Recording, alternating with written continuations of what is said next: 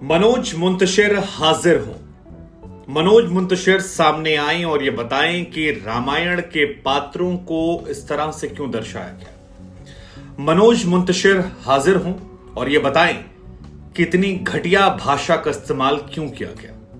मनोज मुंतशिर हासिल हों और ये समझाएं कि लोगों की आस्था के साथ, भावनाओं के साथ खिलवाड़ क्यों किया गया।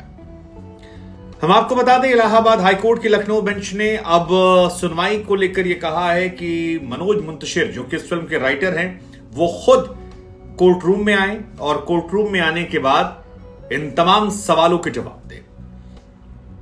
वैसे खबर यह भी कि मनोज मुंतशिर से फिलहाल बीजेपी भी किनारा कर रही है और खबर यह आई है कि कई सारे सेंट्रल के प्रोजेक्ट हैं जिसमें मनोज हिस्सा हो सकते थे या हिस्सा हैं, उनसे धीरे धीरे किनारा कर लिया जाएगा, क्योंकि आदिपुरुष के बाद उन्होंने न सिर्फ अपनी बल्कि बीजेपी और सेंट्रल गवर्नमेंट की भी काफी फजीहत करवाई है, क्योंकि फिल्म के एंड में तमाम मुख्यमंत्रियों के नाम थे, जिसमें शुक्रिया फलाना मंत्री, शुक्रिया धमाका मंत्री, शुक्रिया ये मंत्री था।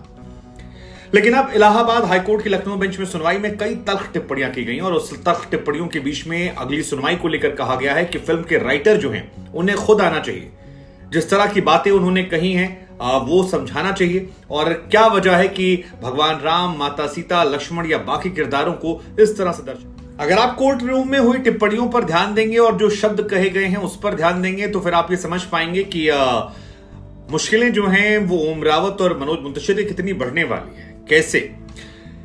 इलाहाबाद हाईकोर्ट की लखनऊ बेंच ने कहा कि आदिपुरुष में भगवान राम, सीता और लक्ष्मण जी के किरदारों को जिस तरह से दिखाया गया वो घिनौना चित्रण था।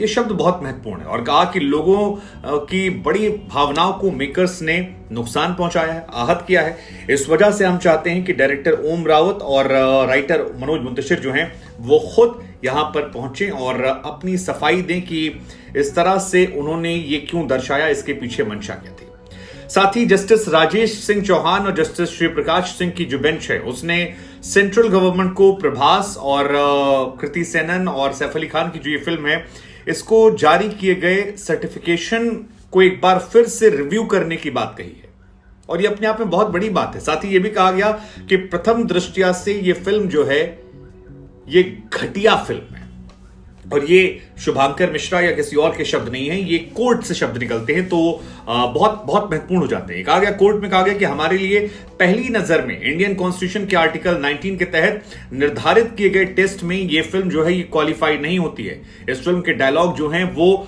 घटिया भाषा के हैं, बल्कि अपमानजनक तरीके से सीता माता को इसमें चित्रित भी किया गया है। और कोर्ट ने सिर्फ माता सीता तक नहीं टिप्पणी की, उन्होंने कहा कि विभीषण की पत्नी का चित्रण करने वाले सीन जो हैं वो भी आपत्तिजनक है। अब विभीषण की वाइफ जो हैं उन्हें कुछ ज्यादा ही यहां पर मतलब वो जो बी ग्रेड वाली फिल्में आती हैं उस तरह से दिखा दिया गया था, तो वो एक्सपोज करना भी यहां भारी पड़ रहा है। ये कहा गया कि रावण, उसकी लंका का पिक्चराइजेशन जो है वो भी कितना फनी और कितना चीप है, ये हैरान करने वाला है।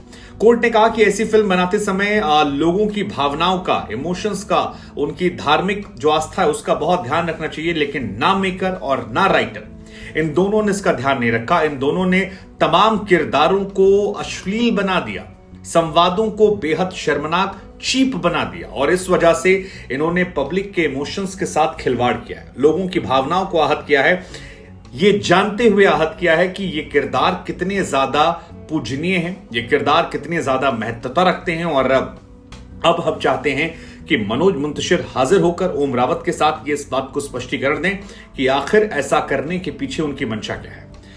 कोर्ट ने इस बात को भी जोर दिया कि ऐसी फिल्मों को लेकर कायदे से एक बार रिव्यू होना चाहिए और सर्टिफिकेट जारी करते समय जिस डिपार्टमेंट के पास ये लीगल ड्यूटी थी उस डिपार्टमेंट ने अपना काम जिम्मेदारी से नहीं किया। अगर किया होता तो शायद ये फिल्म इस तरह से रिलीज ही ना हो पाती। तो जिन्होंने रिलीज किया यानी सेंसर बोर्ड, उनको भी कायदे की फटकार। असल 2 याचिकाएं जो है वो डाली गई थी जिसमें कहा गया था कि आदिपुरुष से आपत्तिजनक संवाद और आपत्तिजनक जो सीन्स हैं उनको हटा दिया जाए और इसी के बाद कोर्ट में ये मामला गया।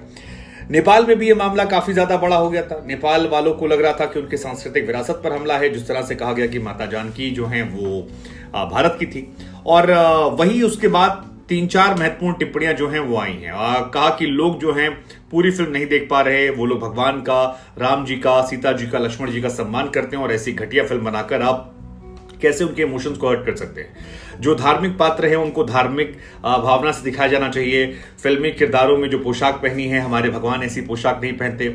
और ये भी इस पर इस बहस में यहां पर और बाहर सोशल मीडिया पर भी जिक्र रहा कि मनोज मुंतशिर ने कहा था कि जब मैं इस फिल्म के डायलॉग्स लिख रहा था तो मैं अपने चप्पल को बाहर रखकर लिखता था।